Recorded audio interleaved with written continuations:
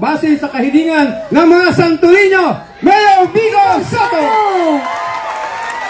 Tama ni, parang napilitan ka lang Magandang hapon po sa ating lahat. Barangay Santolan, kamusta po kayo? Aakyat ba ako ng stage? Sayang naman yung pinagawa natin stage, tapos hindi ko gagamitin. Ayun, para kita ko yung mga nasa likod. Yung mga nasa likod, okay pa ba kayo dyan? Yung mga nasa tent, nandito po yung pinakamasasaya ngayong hapon, yung mga nasa tent. Hindi sila masyadong nainitan. Kayo po dyan, ayos lang po. Hindi ko po kayo marinig. Ayun. Kaya Attorney Chris, relax na relax dyan Magandang hapon po ulit sa ating lahat. Sa mga batang naglalaro ng lato-lato dyan, magandang hapon din sa inyo. Maya-maya na. Thank you kay Kong Roman at kay Vice Dodot sa kanilang mga mensahe. At dahil napakaganda ng mga mensahe nila, ayan, hindi na po ganun kainit. Kaya pwede ako magsalita ng mas mahaba. Okay lang po ba? Hindi ko naman masyadong habaan. Mga isa't kalahating oras lang po ako magkukwento sa inyo. Iniisip ko po kanina, habang nakaupo, buti na lang, pinayungan po ako ni Kap Echi. Kap Echi, maraming salamat sa mga kagawad po natin. Maraming salamat din po. Siyempre sa ating City Council, banggitin ko lang po sila, mabilis lang po. Andyan po, lalo na yung mga District 1, yung iba baka hindi nyo pa masyadong nakakilala o nakasalamuha. Unahin ko na po yung mga District 2, mas kilala nyo na rin po. Andyan po si Councilor Maro Martires. Kaway-kaway naman dyan, Konsi, Appropriations Chair natin. Ang Councilor natin from Pinagbuhatan, Councilor Saivel Asilo. Ayan po. Nasaan po yung iba?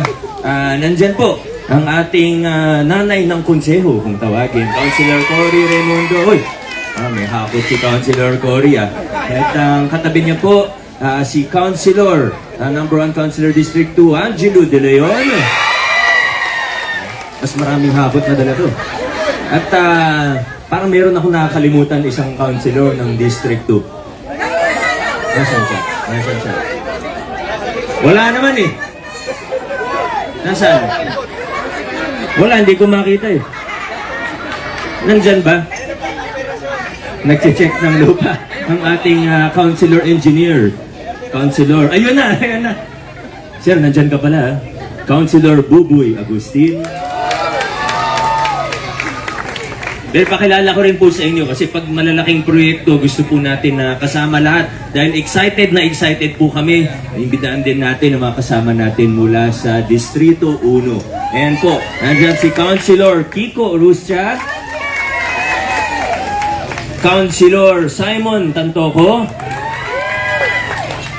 At nandyan po siya sa tent kasi ayaw niyang maarawan. Bawal po maarawan ng konsehal na ito. Ang ating Majority Floor Leader, Volta de los Santos.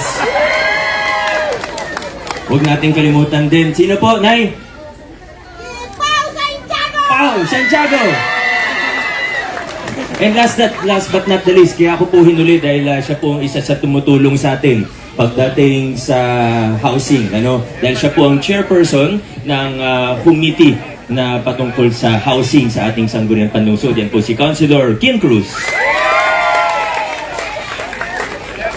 At ang ating chairman, ang District 1 din po pala, chairman ng Committee on Health, si Chairman Councilor Eric Gonzalez.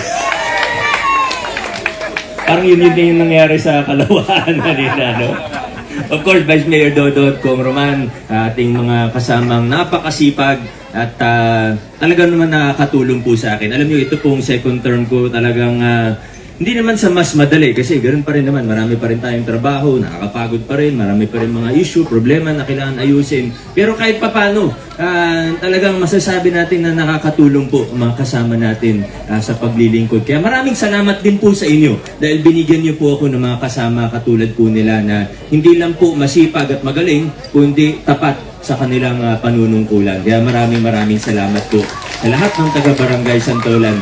Kanina po, habang nakaupo ako, kukwentuhan din kami ni Kap Echi ng konti. Iniisip ko po, pag ng mensahe ako, saan ko ba sisimulan? Kasi ayoko rin naman masyadong mahaba, lalo na't medyo mainit ang panahon. Pero hindi na po mainit, kaya pwede na pong habaan. Inisip ko, saan ba ako magsisimula? Ang dami kong pwedeng ikwento mula sa mga programa, proyekto, pero marami na rin naman nabanggit si Kong Roman, so hindi na po ako masyado doon. Pero ito pong project natin, saan ba nagsimula? Ano ba naging history natin? Kaya iisip ko po, siguro sisimulan ko po sa taong 1985. Okay lang po, simulan ko po sa taong. Noong 1985, nagkakilala po si Vic at si Connie. 1989. Hindi po alam nyo, alam naman natin lahat kung bakit tayo nandito ngayong hapon. Ano? At ang totoo po niyan, meron tayong mga kasama na nakatira sa danger zones. Meron tayong mga kasama na kailangan na talagang i-relocate dahil may panganib, dahil may project po ang DPWH na sinusuportahan natin. Napaka-importante. Isa sa problema sa Santolan, laging yan, nakasama natin mga kagawad pag mga evacuation site, talagang baayin po sa Barangay Santolan. Hindi kasalanan yun ng mga taga-Pasig. Talagang dito bumabaksak ang tubig galing mula sa bundok. Dito talaga bumabaksak, Marikina River. So, kailangan talaga gumawa ng mga hakbang kasama ng nasyonal na pamahalaan. Makikita naman natin, nag-i-improve. No, taon-taon, nag-i-improve. Maraming mga improvement mula sa revetment wall hanggang sa mga pumping station natin. Tuloy-tuloy yung mga improvement sa tulong din po ng national, tulong ni Kong Roman. Pero meron pong mga realidad, may mga ibang lugar na hindi talaga pwedeng tumira doon. At dito pong may project na revetment wall ang DPWH, meron talaga tayong mga kailangan i-relocate. Dito po sa specificong pinag-uusapan natin, humigit kumulang nasa 300 pamilya din po ang matatamaan. Kaso sa pag-iisip po natin, sa pagpaplano natin, meron tayong mga choices sa ating paggugobyerno. Alam niyo naman po yan, meron tayong pipilian. Pwedeng, kung kailangan mag-relocate, meron yan, option A, B, C, D, E. Kung gusto po sana natin, kung ano yung pinakamabilis na paraan, alam niyo may mga available po tayong unit ng pabahay sa Morong. Meron tayong available na unit na pabahay sa malalayong lugar. Gusto niyo po ba yun? Si Conchi Angelo ayaw niya po. Yung mga iba po, gusto niyo po ba doon sa malalayong lugar? Hindi po. Ayaw po natin yun. Simple lang po yung naging pulisiya natin at noong 2019, malaki po yung pagbabagong pinakilala natin sa larangan ng housing at sa ating paggugobyerno sa lokal na pamahalaan ng Pasig. Binago po natin yung pulisiya natin sa pabahay. Specifically, binago po natin ang ating pulisiya pagdating sa demolition at relokasyon. Sinabi po natin at naging firm po tayo, tumindig po tayo, madali man o mahirap, mukhang imposible man o hindi, walang demolition hanggat hindi maayos ang paglilipatan. Yan po ang naging pulisiya natin. Anong ibig sabihin ng maayos na paglilipatan? Una, syempre, dapat may kuryente, dapat may tubig sa karanasan natin sa lungsod ng Pasig. Aminin man natin o hindi, wala naman tayong sinisisi, hindi naman para magturo, pero aminin natin, facts lang po, kumbaga, meron tayong mga kapitbahay, meron tayong mga kahit sa ibang mula sa ibang barangay, na sa pilitan na relocate, may iba medyo naging marahas pa ang karanasan yung nangyari. Na-relocate po sila, hindi pa maayos ang linya ng kuryente, hindi pa maayos ang linya ng tubig. Naabutan po namin ni Sir Rick, may mga ibang housing site po, relocation site ng Pasig. Hanggang ngayon, inaayos pa rin namin kasi hindi po maayos ang linya. Inaako na po namin yung responsibility, di naman kami nagreklamo. Nagtrabaho na lang po kami ni Sir Rick. At talaga namang ang laki ng naging problema. Alam yan ni Attorney Chris, ni Sir Manny. So ano ibig sabihin ng maayos na relokasyon? Dapat may mga basic needs, kuryente, tubig, malapit sa paaralan, accessible ang healthcare services, abot kaya, at dapat malapit sa kabuhayan, may livelihood, may trabaho. Hindi pwede yung basta, sige, para matapos na yung problema, sige, doon kayo. Tapos, wala, anong mangyayari? Pagkatapos ng 1-2 taon, bumabalik din po sa Pasig. Pagkatapos ng 1-2 taon, wala na, inabandona na, o binenta na, pinarenta na sa iba. Nasasayang lang din po ang pondo ng ating pamahalaan. Paulit-ulit po nangyayari. Kailangan itigil na natin yung siklo ng ganun. kailangan hanapin natin ano ba talaga yung ugat ng problema. Paano ba natin talaga ayusin ito? Yan po yung ginawa at sinimulan po natin noong 2019. At ngayon, nandito na po tayo. Higit pa rin sa mga nabanggit ko kanina, ang isang napaka-importante pong kailangan ko pong ikwento sa inyo ay yung pulisiya natin sa ngayon hanggat maaari, exhaust natin lahat ng posibleng gawin. Hanggat maaari, pag may kailangan na relokasyon, pag may kailangan ayusin, hanggat maaari, on-site po tayo. Ayaw natin na lumayo na. Kasi dito na tayo, marami sa inyo, dito na pinanganak. Sino po dito pinanganak sa Santolan? Siguro mga kalahati po sa inyo. Sino sa inyo dito na lumaki? Dito na nakahanap ng trabaho, dito na nag-aral. Nandito na po yung buhay natin.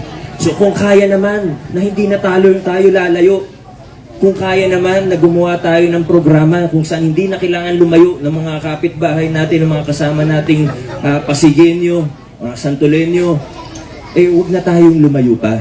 Huwag na tayong mag-far from city. Kahit yung near city, huwag na po. Dito na tayo sa Barangay Santolan din. At alam ko naman po na yan talaga ang gusto ng bawat isa sa atin. Kung kailangan talaga mag-relocate, may kailangan talagang i-demolish, sige po.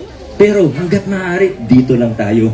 At sa tulong po ng ating Land Management Office at ng PUSO, dyan si Attorney Malu, ay papasalamat po tayo dahil nakahanap tayo ng isang bakanting lote na pribado. Ito po ay binili ng ating lokal na pamahalaan. So ito po ay city property na po. City property na po ito.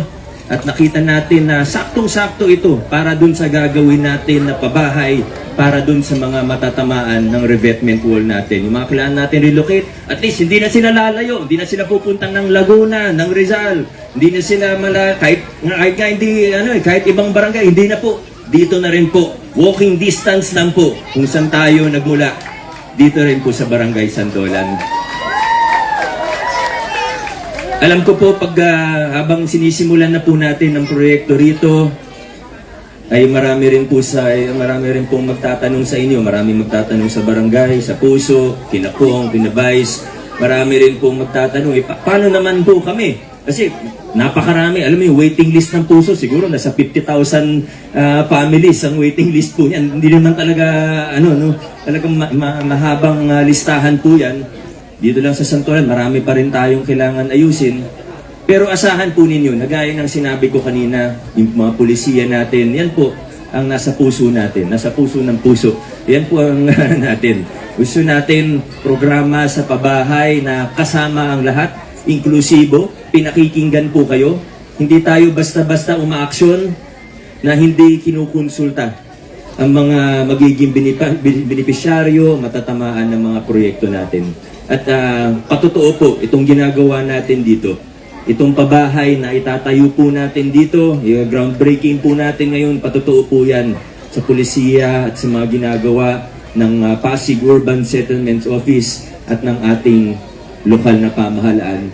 Kaya ang hihingin ko lang po sa inyo ay inyong patuloy na pakikilahok, ang inyong patuloy na suporta, dahil ang totoo naman po niyan, kami po, mga opisyalis ninyo, kahit ano pong plano namin, wala pong matutupad dyan kung hindi po sa tulong at sa suporta ninyo.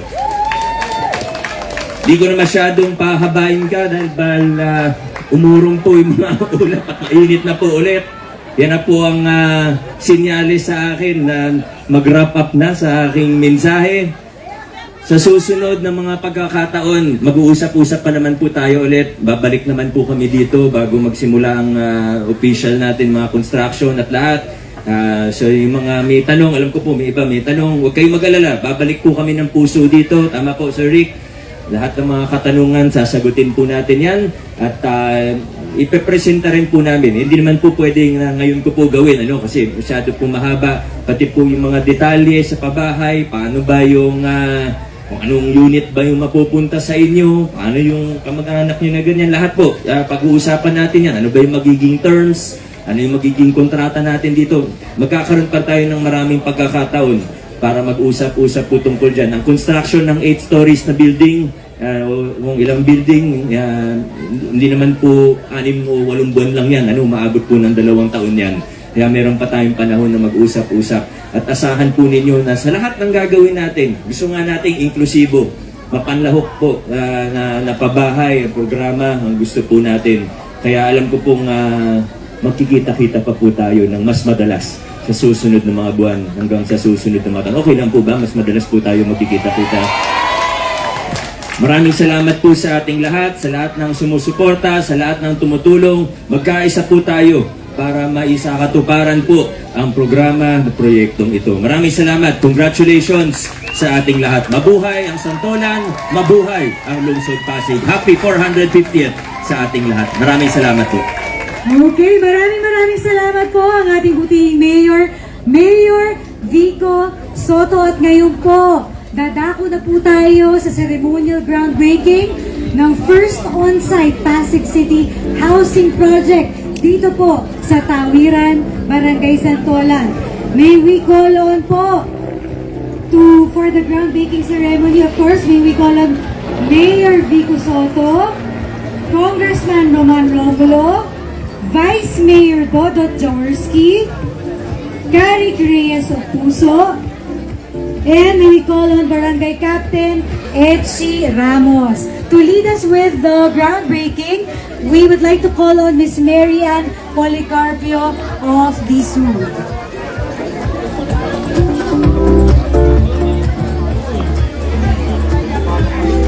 Ayan, masasaksihan na po natin, Barangay Santolan, ang groundbreaking ng ating first on-site Pasig City Housing Project dito lang po sa barangay ninyo. May we also call on the City Council here. Yan, maraming salamat po. Maraming salamat po sa ating mga panauhin ngayong hapon.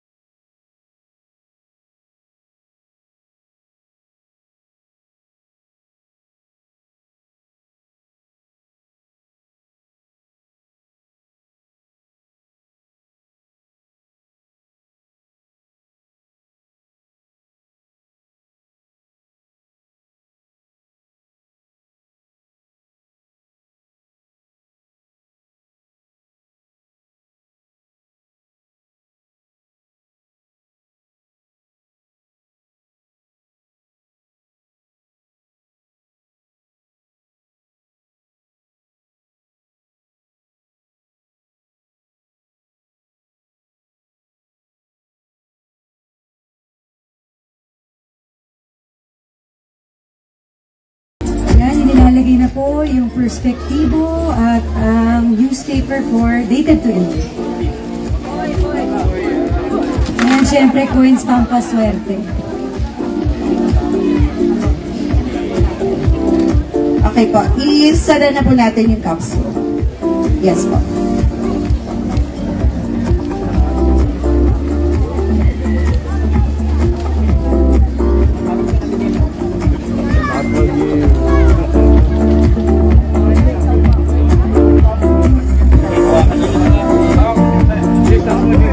Okay po, lowering down the capsule.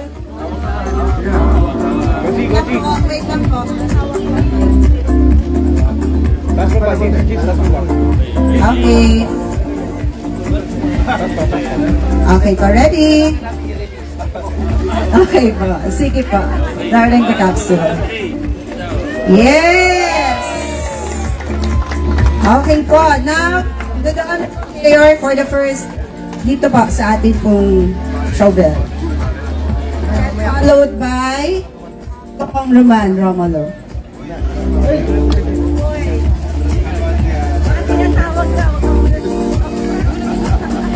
Okay, and then of course Vice Mayor Dudut po. Okay, and then the rest po can follow na rin po. Okay, carry. The carry of Puso. And then Ka Pechi.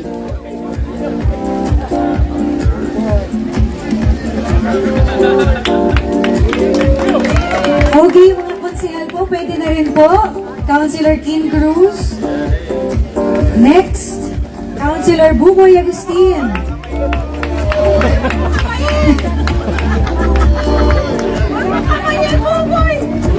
Okay, next po, Councilor Angelo De Leon.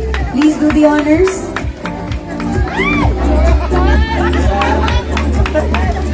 Siyempre, pinakamaganda, Councilor Cory Raimundo.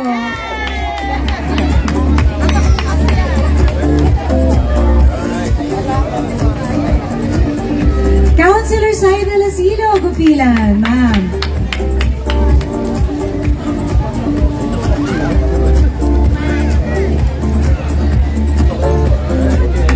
Councilor Eric Gonzalez, sir.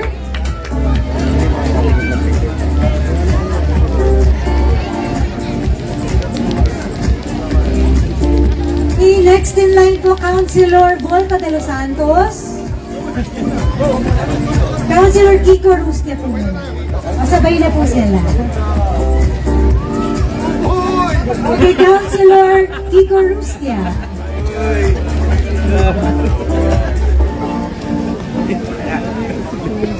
Okay, it's your turn, Councilor Maro Martirez.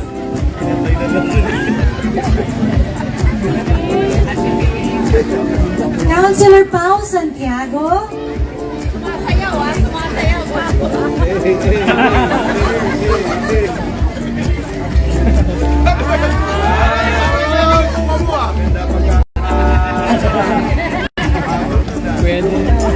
Okay, and then Councilor Simon Tantoco.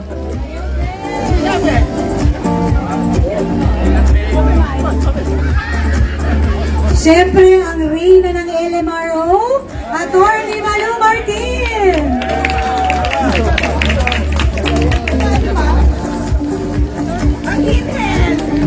Woo! Okay, palakpakan po natin. Okay, tuloy-tuloy na po natin. Sa stage 2 tayo for photo ops. Tinatawagan po natin ulit, of course, our Mayor, Mayor Vico Soto, Congressman Roman Romulo, Vice Mayor Dodo Jaworski, our Pasig City Council, and all of our guests from the national government agencies. Siyempre, the President of the OWA, Miss President Marlene Pablo, and Caric Reyes of Puso, NHA Architect Alexander Monong, DPWH Sir John J. Leoterio, Attorney Norman Doral of DSU, Regional Director, and Kapitan Etchi Ramos and his Barangay Council. Lahat na po sa stage for our official photo op.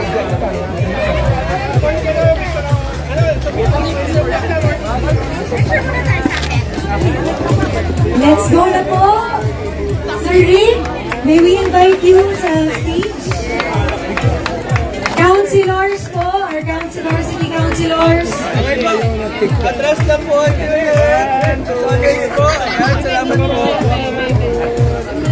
One big class picture po muna tayo. Sir Doran.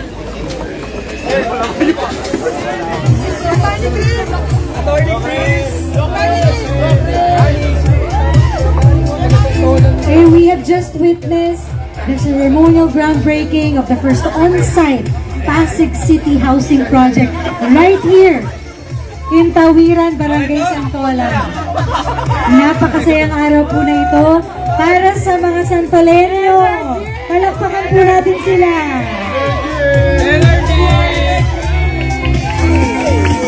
Ang OWA President po ba natin ay nasa stage? Miss Marlene Pablo, yes? Marilyn Pablo at yung mga opisyalis mo, pakitawag lang. OWA President po ng Santolan Riverside Federation Housing. Magandang hapon po sa inyo lahat.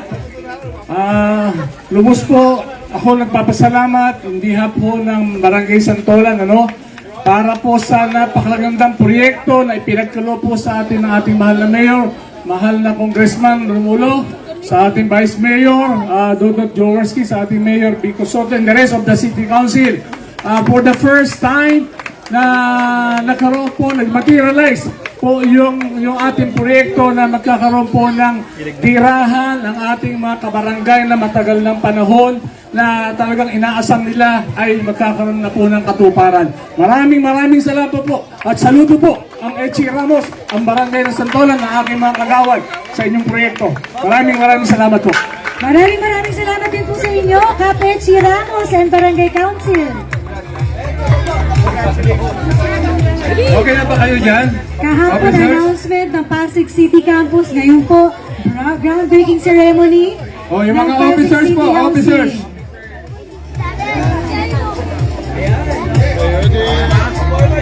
Roma. And smile po mga officers ng HOA. 336 po ang mga miyembro at benepisyaryo na naapektuhan po ng Pasig Marikina River Maraming salamat. ang ating mga beneficiaries na sa kabahay na ito. Maraming salamat din po sa Barangay Maintenance, sa Action Line, at sa iba pa po, sa Senro, lahat po na nagbigay ng panahon para ayusin, linisin po yung ating